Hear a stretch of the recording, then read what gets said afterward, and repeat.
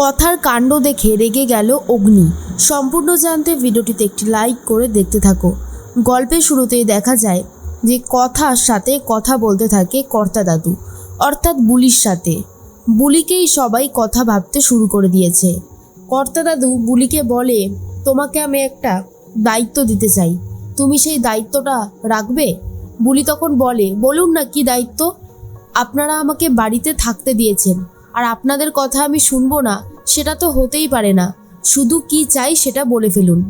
কর্তা দাদু বলে, জানো তো অগ্নিব মানে তোমার ভালো সাহেব আগে এমন ছিল না। ও খুব ভালো স্বভাবের ছেলে ছিল, কিন্তু ও ওর স্ত্রীকে হারিয়ে একদম কেমন একটা হয়ে গেছে। কারোর সাথে মেশে না, নিজেকে ঘরের মধ্যে বন্দি করে রাখে, যখন বেরোয় তখন ড্রিঙ্ক করে বাড়িতে ফেরে। এরকম ছেলে অগ্নিব নয়। তুমিই পারবে ওকে ঠিক করে দিতে। যেভাবেই হোক ওর এই মদ খাওয়াটা যদি তুমি ছাড়াতে পারো তাহলে অনেক ভালো হবে। তুমি আমাদের কথা রাখবে? সঞ্চিতা বলে, কথা যদি থাকতো তাহলে হয়তো আজকের দিনটা আমাকে দেখতে হতো না। বলছি কি, তোমার ওপর আমরা অনেক ভরসা করি। তুমি যদি এই সাহায্যটুকু আমাদের করো তাহলে আমাদের খুব ভালো লাগবে। বুলি তখন বলে, আরে ঠিক আছে ঠিক আছে, অত কিছু বলার কোনো দরকার নেই। বুলি যখন কথা দিচ্ছে তো কথা বুলি রাখবে। বুলি সবটা করে দেবে, আপনারা একদম চিন্তা করবেন না। ভালো সাহেবের ভালো হোক সেটাই আমি চাই। ভালো সাহেব আমাকে অনেক বড় বিপদের হাত থেকে বাঁচিয়েছে, তো এইটুকু আমি অবশ্যই করতে পারি তার জন্য। এরপরেই অর্ণার ঘরে গিয়ে লিপস্টিক মাখতে শুরু করে দিয়েছে বুলি। ঠিক তখনই অগ্নি দরজার ছিটকিনিটা বাইরে দিয়ে আটকে দেয়। এরপর বুলি বলে, ভালো সাহেব এইটা কিন্তু মোটেও ঠিক হচ্ছে না, আপনি দরজাটা খুলে দিন। অগ্নি তখন বলে, কেন কেন আমি খুলবো দরজা? আমার জুতোগুলো কেটে দেওয়ার বেলায় মনে ছিল না? সব কটা জুতো তুমি ছুরি দিয়ে কেটে দিয়েছো, আবার বড় বড় কথা বলছো।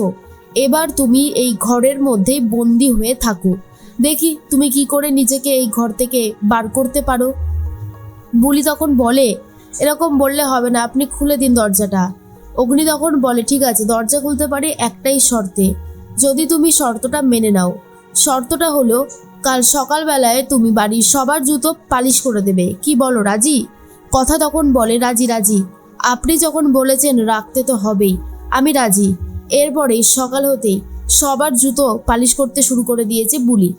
এরপর অগ্নি রীতিমতো হাতে স্কেল নিয়ে বুলিকে শাসন করতে থাকে আর বলে, এই যে তাড়াতাড়ি করো, হাতে না বেশি সময় নেই। বুলি তো ঝটপট ঝটপট করে করতে থাকে, আর সবাই এসে তখন অবাক হয়ে যায়। এরপর কর্তা দাদু বলে, কি হচ্ছেটা কি? হ্যাঁ? তখন অগ্নিব বলে, কালও আমার জুতো কেটে দিয়েছিল, আরও আজকে বাড়ির সবার জুতো পালিশ করবে, এটাই হচ্ছে ওর পানিশমেন্ট। এর মধ্যেই কর্তা দাদু ভাবে, অগ্নিব বাড়ি আছে, ড্রিঙ্ক করছে না, এটাও তো একটা পজিটিভ। আর ওর মধ্যে দেখা যায় স্যান্ডি এসে গেছে। স্যান্ডি আসা মাত্রই অগ্নিব স্যান্ডিকে বলে, ভালো সময় এসেছিস, নে নে এবার জুতোটা খুলে দে তো ওকে, ও ভালো করে জুতোটা পরিষ্কার করে দিক। এরপর স্যান্ডি নিজের জুতোটা খুলে দিয়ে দেয়, আর বুলি পরিষ্কার করতে শুরু করে, পালিশ করতে শুরু করে। এইসব দেখার পরে রীতিমতো কর্তা দিদা বলে, আচ্ছা ঠিক আছে ঠিক আছে, ওকে দিয়ে আর করাতে হবে না, দাদুভাই অনেকগুলো জুতো ইতিমধ্যেই পালিশ করে ফেলেছে। তখনই অগ্নি বলে, পালিশ করতে দাও ঠাম, ওকে পালিশ করতে হবে, ও এই অন্যায়টা করেছে কেন? শোনো, দুপুরের খাওয়ার পরে আমি যখন এখানে আসবো তখন যেন দেখি সমস্ত জুতো পালিশ করা হয়ে গেছে। এরপর অগ্নি যখন স্নান করতে যাবে তোয়ালেটা খুঁজে পায় না, আর আক্কিকে বলে তোয়ালেটা খুঁজে দিতে। এর মধ্যেই বুলি সেই তোয়ালেটা খুঁজে পেয়ে গেছে, আর বুলি তোয়ালেটা খুঁজে পাওয়া যাওয়া মাত্রই সেই তোয়ালেতে জুতোর পালিশ করে দেয়, আর পুরো কালো হয়ে গেছে। অগ্নি সেটা দেখেইনি, আর ওই তোয়ালে দিয়েই মুখ মুছে বাইরে বেরিয়ে এসেছে। বাইরে বেরিয়ে যখন এসেছে সবাই তো অগ্নিকে দেখে রীতিমতো হাসাহাসি করতে থাকে। আর এটা দেখার পরে অগ্নি বলে, তোমরা কি পাগল হয়ে গেছো নাকি? এইভাবে খালি খালি হাসছো কেন? তখনই অঙ্কিত বলে, বিগ্রহ তোর কি অবস্থা হয়েছে? এরপর যখন অগ্নি নিজের মুখ দেখে তখন বুঝতে পারে কথাকে তো রীতিমতো বুলিকে তো রীতিমতো মারতে যাবে, আর বুলিও পালিয়ে পালিয়ে বেড়াচ্ছে। এদের দুজনের খুনসুটি দেখে কর্তা দিদা, সঞ্চিতা, কর্তা দাদু মনে মনে ভাবে, এইভাবে যদি ছেলেটা আবারও আগের ছন্দে ফিরে যায় তো এর থেকে ভালো কিছু বোধহয় আর হতে পারে না।